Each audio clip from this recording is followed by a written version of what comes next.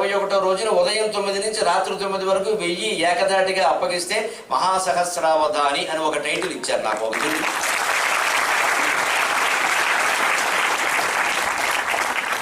ఇంత సాహసాన్ని మా అమ్మదయ వల్ల, పలుకులమ్మదయ వల్ల చేయగలిగిన నాకు ఎప్పుడూ తెలుగులో ఎక్కువ వచ్చిన మార్కు 72, సంస్కృతంలో 83, అంతకుమించి రాలా.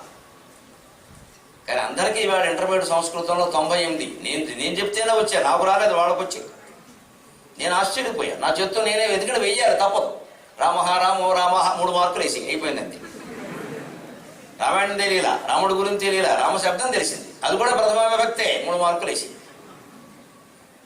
అందుకని మార్కులు నేను 98. ఆ మార్కులు వచ్చిన వాడిని మీరు ఎవరైనా సంస్కృతంలో నీ పేరు రాయమని అడగండి, పేరు అని ఇట్స్ నాట్ ఇన్ సిలబస్ అంటాడు. సిలబస్లో పేరు రాయమని లేదు. సిలబస్లో ఎందుకు ఉంటుంది మరి, నెంబర్ ఏమంట, పేరు రాయమని లేదుగా. మా మాస్టర్ పేరు రాయడం నేర్పలేదండి. మరి సంస్కృతంలో 98 ఎలా వచ్చే పేరు రాయడం చేత కానీ వాడికి, అది అంతే. ఎప్పటికీ జవాబు దొరకని బేతాళ ప్రశ్న. కొన్ని ఉన్నదేదని అడిగాం. వస్త్రేణ వపుషావాచ విద్యయా వినయేన చ వకారై పంచభిర్యుక్త నరోభవతి పూజ్యత. ఇంటర్మీడియట్ ఫస్ట్ ఇయర్లో ఉన్న శ్లోకం ఇది. ఇది ఒక్కడే నువ్వు గుర్తుంచుకుంటే ఉద్యోగం రాకపోవడం అనే పరిస్థితి ఉండదు. 5 విషయాలు చెప్పాడు. ఈ 5 నువ్వు జాగ్రత్త పడు, లోకమంతా నిన్ను గౌరవిస్తుందన్న. చాలా నీకేం అక్కర్లా. వస్త్రేణ, నీ వస్త్రధారణ ముందు ముఖ్యం. ఎలా ఉన్నావు, నా ఇష్టం, నేనుంటా, నా స్వేచ్ఛ అంటే అవతల వాడు కూడా వాడి స్వేచ్ఛ, వాడి ఇష్టం వచ్చినట్టు ఉంటాడు. చదువుకునే విద్యార్థి ఏ వేషంలో మర్యాదగా ఎలా ఉండాలో అలాగే ఉండాలి. నేను సంప్రదాయాన్ని గురించి, విద్యా వ్యవస్థను గురించి, ఉపాధ్యాయుల గురించి మాట్లాడడానికి వచ్చాను. నాకంటే వయస్సులోను జ్ఞానంలోనూ కూడా పెద్దవాళ్ళు కొందరు ఎదురుగా ఉన్నారు. నేను ఈ వేషంలోనే ఉండాలి. ఇక్కడికి ఒక జీన్స్ ప్యాంట్ వేసుకుని, టీషర్ట్ ఒకటి వేసుకుని, పైన టోపీ పెట్టుకుని నేను మాట్లాడతానంటే రామగోపాల వర్మ అనుకుంటారు, నరసింహరావు. వాడు వాగినట్టే ఉంటుంది నేను వాగడం. నేను అలా రాకూడదు. అంటే నా వృత్తికి, నేను చేసే పనికి నాకు వేషం ఉంది. నేను ఇంటి దగ్గర ఉంటే నా ఇష్టం, వేరే విషయం. కానీ సభకు వస్తే రావాలి, అది మర్యాద. ఆ వస్తే నా గౌరవం. దాన్ని బట్టి ఇప్పుడు ఇంత వేషంతోనూ వచ్చి తీరా ఉపన్యాసం దగ్గరికి వస్తే పెప్పే అంటే అయినట్టే. దేనికి వేషం అంట. కేవలం వేషంతో పని నడవదు. కానీ అది అవసరమా కాదా? అది అవసరం.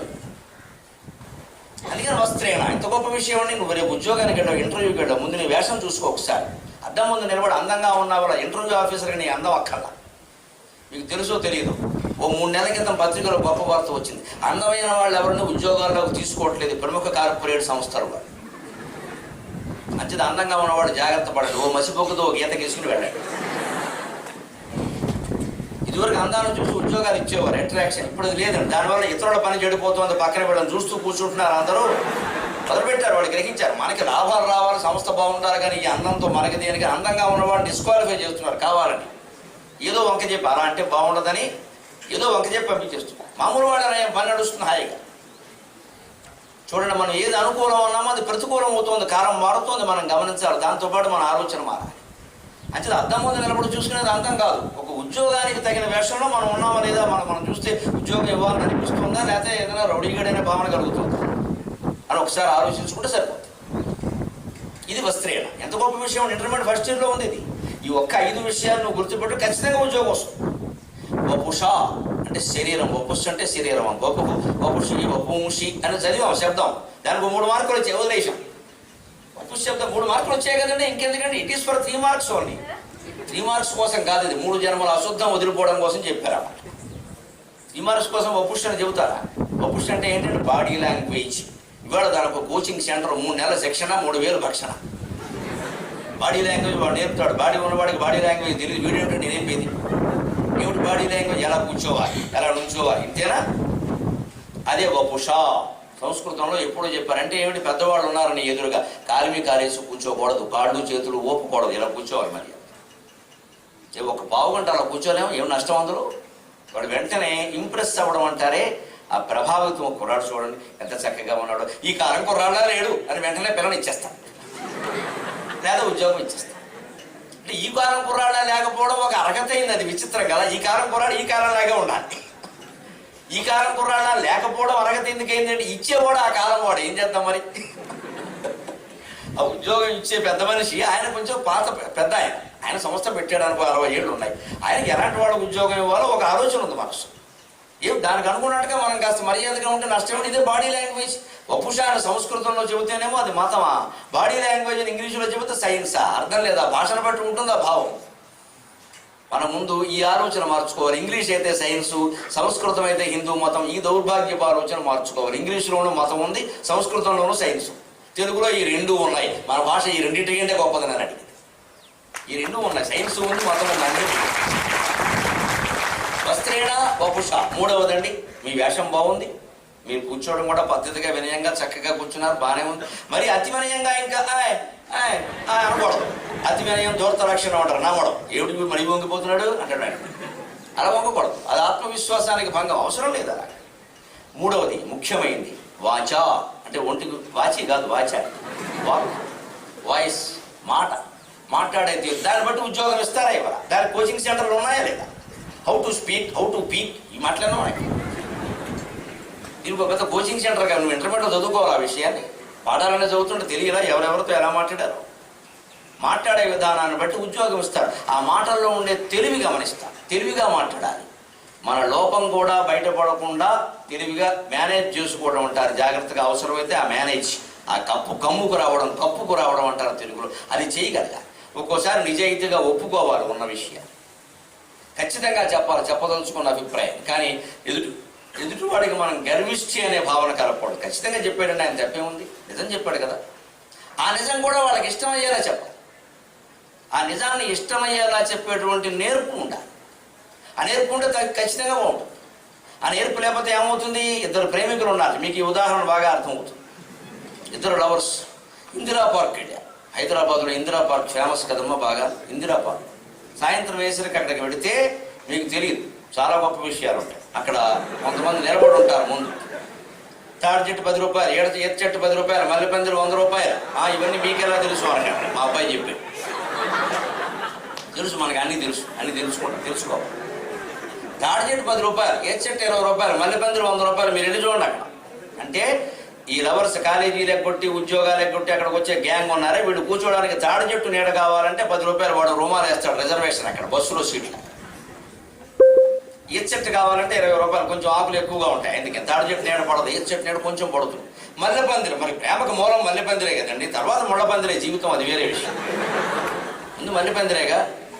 అందుకని మల్లెపందిరి కావాలంటే 100, వాడు 100 తీసుకున్నాడు, రిజర్వేషన్ అనమాట. అక్కడ ఒక వ్యాపారం, ఒక 10 మంది దాని మీద బతుకుతూ ఉంటారు. పెరిమికల పుణ్యమాని వాళ్ళకి ఉపాధి కల్పనా కేంద్రం.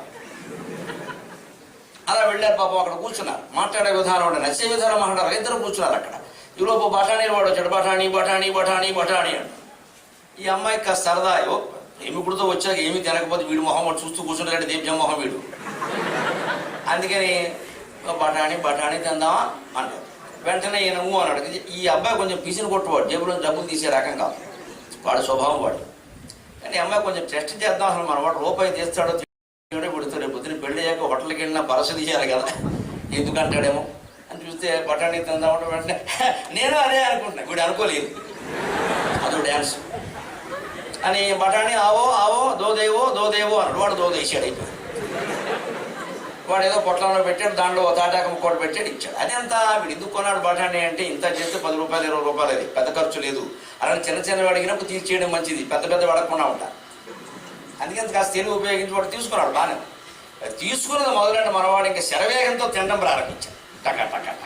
ఆ అమ్మాయి అలా, ఆడవాళ్ళకు కొంచెం సరసమైన ఆలోచనలు ఉంటాయి. కాస్త కలిసి తినాలి, మాట్లాడుకుంటూ తినాలి, మధ్యలో నాకు జోకులు తీసుకోవాలి. మొగాడికి అవేమి ఉండవు, దెబ్బ రొట్టెలో ముందు లాగేయడమే. అయిపోయి కోఆపరేట్ బడోత్కో చూడ. కలిసి ఫోన్ చేద్దాం అని భార్య, కలిసి ఫోన్ చేద్దామంటే అర్థం ఏమిటండి? కబుర్లు చెప్పుకుంటూ తినాలని, అంతే కదా కలిసి భోజనం అంటే అర్థం. విందులు వినోదాలు పెళ్ళిళ్ళు పేరంటాలు దేనికి? కలవడం అంటే మాట్లాడుకోవడమే కదా. ఏమీ మాట్లాడుకున్నప్పుడు కలవడం ఎందుకు? అందుకని పాపం ఆడవాడు సున్నితంగా కావ్యం కవిత్వం ఎలా ఆలోచిస్తాయో స్త్రీ అలా ఆలోచిస్తుంది.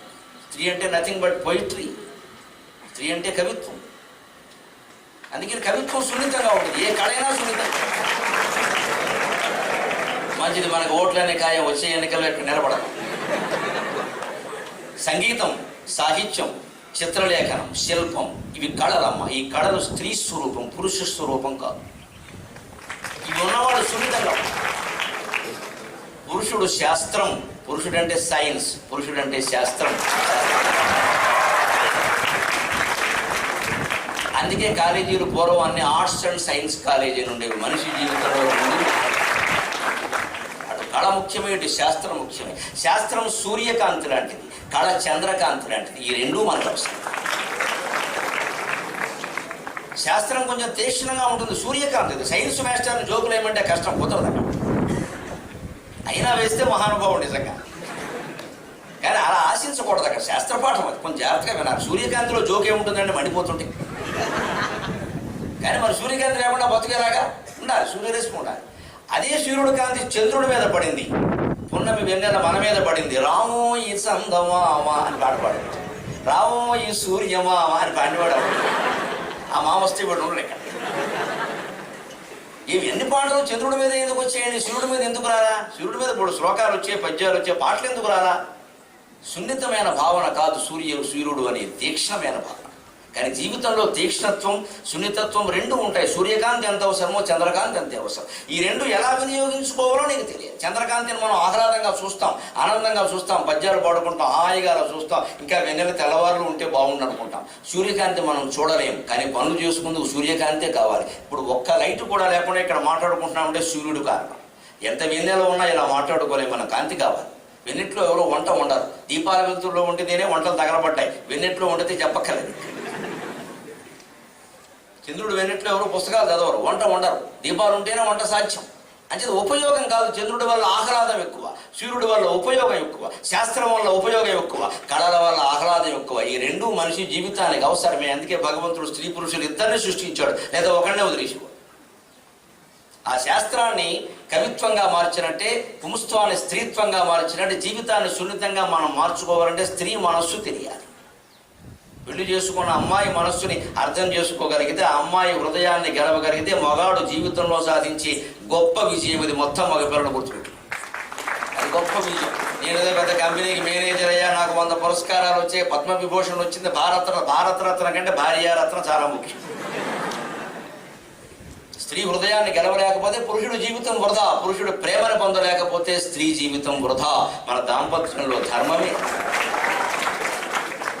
మన సంసార జీవితాల్లో ప్రధాన ధర్మం ఏది? ఇరువురు ఒకరి ప్రేమను ఒకరు పొందడం కోసం ప్రయత్నం చేయాలి తప్ప మా లక్ష్యాలు వేరు, మా కెరీర్, మా అడ్వాన్స్ అంటే అయినట్టే అన్ని అడ్వాన్సే, ఇంకా మృత్యువు కూడా అడ్వాన్సే.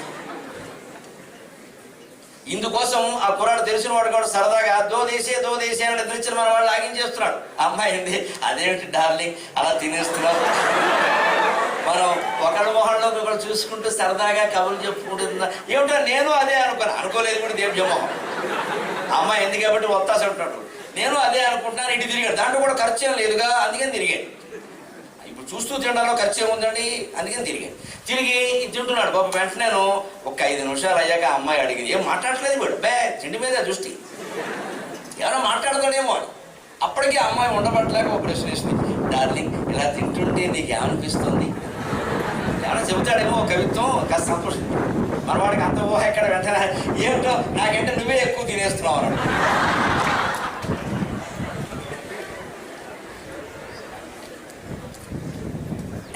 అంతే, అమ్మాయి మిగిలిన బఠానీలు పొట్టడం వాడు మొహం మీద కొట్టి అక్కడి నుంచి వెళ్ళిపోయింది. దీనికోసం మళ్ళీ పెద్దలు దండగరాబాయి. ఇది కాదు కదా మాట్లాడవలసిన మాట. సత్యాన్ని అలా చెప్పకూడదు. జీవితంలో సంసారంలో ఎప్పుడు సత్యభాషణం ముఖ్యం కాదు, సరసభాషణం ముఖ్యం. అదే ఉద్యోగంలో, ఉద్యోగ జీవితంలో, విద్యా జీవితంలో సత్యభాషణ ముఖ్యం, సరసభాషణ ముఖ్యం కాదు. సంసారంలో ప్రవేశించే వరకు సత్యం మీద ఆధారపడతాం, సంసారంలో ప్రవేశించాక సత్యాన్ని సరసంగా మారుస్తాం. అబద్ధం చెప్పము, నిజమే చెబుతాం, కానీ ఆవిడకి నచ్చే విధంగా చెబుతాం. అదంతా మనకి పురాణాలు చదివినా, కావ్యాలు చదివినా, ఆధునిక ప్రపంచాన్ని చూసినా అర్థం అవుతుంది. లేకపోతే మాట్లాడటం తెలియకపోతే ప్రేమలోనే విఫలమే, ఇంక పెళ్లిలో విఫలమవుతామని వేరే చెప్పక్కర్లా.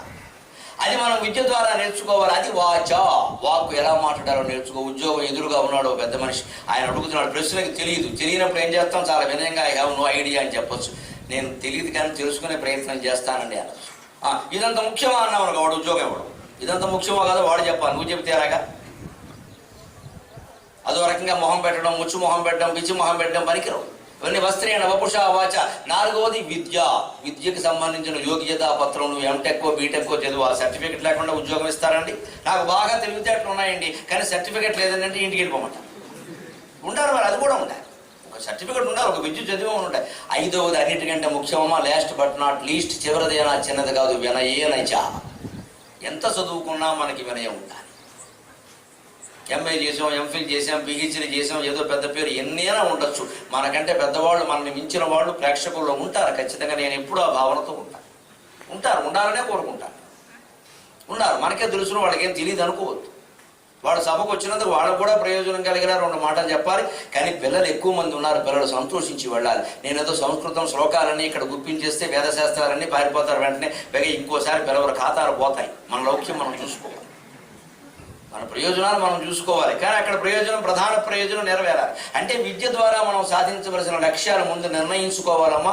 అందుకని సరస్వతి విగ్రహం కేవలం హిందువుల దేవతారాధన విగ్రహం కాదు, సరస్వతి ఒక ప్రవాహం. కావాలంటే మీరు సరస్వతి విగ్రహాన్ని చూడండి, ఎలా ఉంటుంది.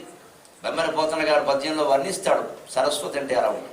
క్షోణితలంబు నెన్నుదురు సోకగ మృక్కిను తింతు, క్షోణితలంబు నెన్నుదురు సోకగ మృక్కిను తింతు, శైకత శ్రోణికి చెంచరీక జయ సుందర వేణికి రక్షితామర శ్రేణికి తోయజాత భవ చిత్త వశీకరణైక వాణికి తోయజాత భవ చిత్త వశీకరణైక వాణికి అక్షదామ శుక వారిజ పుస్తకరమ్య పాణికిన్. సంతోషం. పద్యాన్ని వినగానే ఆనందంగా చప్పట్లు కొట్టే ప్రేక్షకులు ఇంకా తెలుగునాట బతుకున్నారు. చాలా చోట్ల పద్యం చెప్పి అర్థం చెబితే కానీ ఎవరికీ ఏమీ తెలియదు. పద్యం విన్నంత మాత్రమే కడతాళ ధ్వనులు మోగాయి అంటే రసజ్ఞత ఉంది మీలో. మీ రసజ్ఞతకి నమస్కారం. జీవితం అంతా ఉపయోగపడుతుంది. ఒట్టిగడ్డిలా బతకూడదు, రసవంతంగా బతకాలి. రసమయమైన జీవితాన్ని ఆస్వాదించాలంటే కవిత్వము, కళలు ప్రవేశం ఉండాలి, అభిరుచి ఉండాలి. అందరూ కవులు కావక్కల, కవిత్వం చదివితే చాలు. అందరూ బొమ్మలు వేయక్కల, ఒక బొమ్మ చూడగానే ఎంత బాగుంది అనగలిగితే చాలు. అందరూ సంగీతం గానం చేయక్కల, కొందరు పాడితే వినలేం, కనీసం పాడుతుంటే వింటే చాలు. అందరూ పాడక్కల, ప్రమాదం, దేశానికి నష్టం. కానీ పాడుతుంటే వినాలిగా, అయిపోతే బాగుండి వెళ్ళిపోదు. ఏమిటి అయిపోయేది, జీవితం కూడా అయిపోతుంది. అయిపోవడమేనా ఎంతసేపు.